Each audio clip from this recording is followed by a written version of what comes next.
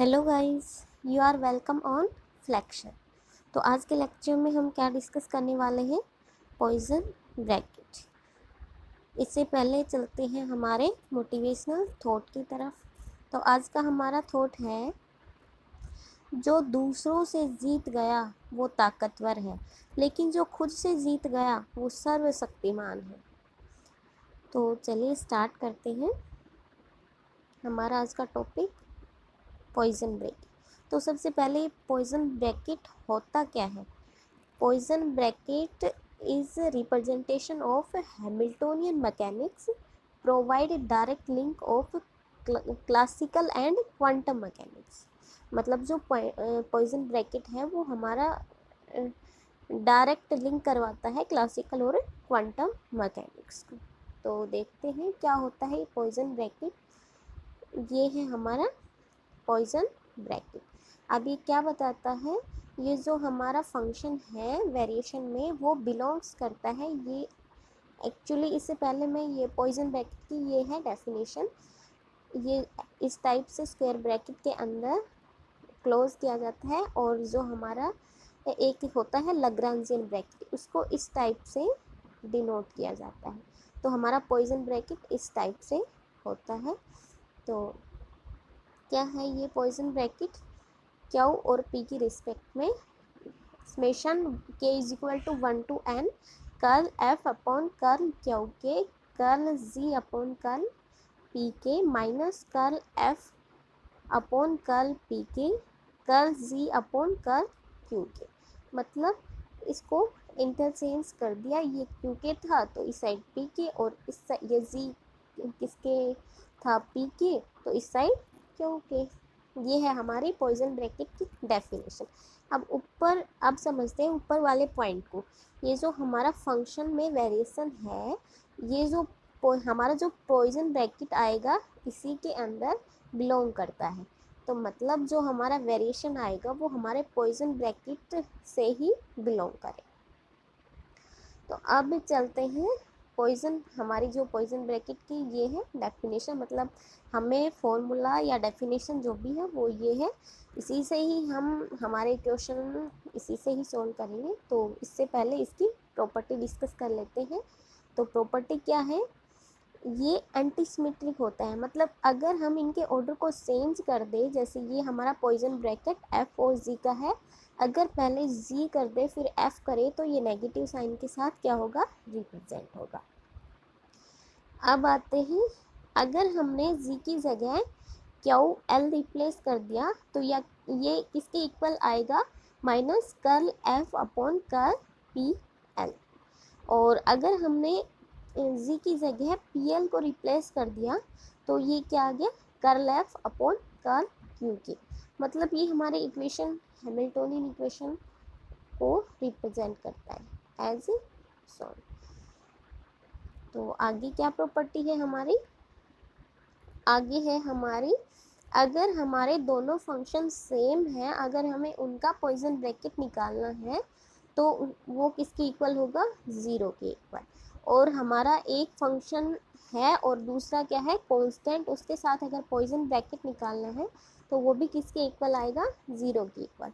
अब ये कांस्टेंट के साथ ज़ीरो के इक्वल क्यों आएगा? क्योंकि जब हम डेरिवेटिव करेंगे तो कांस्टेंट का डेरिवेटिव क्या होता है? ज़ीरो। अब आते हैं, अगर हमारे एक फंक्शन के साथ अगर कांस्टेंट मल्टीप्लाई है तो उसको क्या कर देंगे? हम उसको आउटसाइड निकाल देंगे और बाकी जो फंक्शन है हमारे उनका पॉइजन ब्रैकेट कर देंगे। अब अगली प्रॉपर्टी है हमारी f1 प्लस f2 की। दो फंक्शन हमें एडिशन में गिवन है f1 प्लस f2, और उसका पॉइजन ब्रैकेट करना है z के साथ। तो उसके लिए क्या करेंगे? पहले f1 का करेंगे z के साथ, फिर प्लस f2 का करेंगे z के साथ पॉइजन ब्रैकेट। अब आगे कौन सी प्रॉपर्टी है हमारी? ये तो आ गई थी एडिशन की। अब मल्टीप्लिकेशन, अगर दो फंक्शन है वो मल्टीप्लाई में है तो क्या करेंगे? जो ये पहले z1 को बाहर निकाल लेंगे और पॉइजन ब्रैकेट किसका करेंगे? f और z2 का।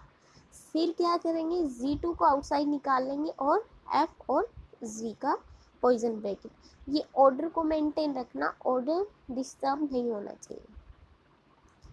अब चलते हैं, अगर हमें पॉइसन ब्रैकेट का डेरिवेटिव करना हो तो क्या करेंगे, पहले एफ का डेरिवेटिव करेंगे, एफ का डेरिवेटिव और जी उसका पॉइसन ब्रैकेट करेंगे, फिर plus F as it is और डेरिवेटिव किसका करेंगे, जी का, और फिर उसका पॉइसन ब्रैकेट।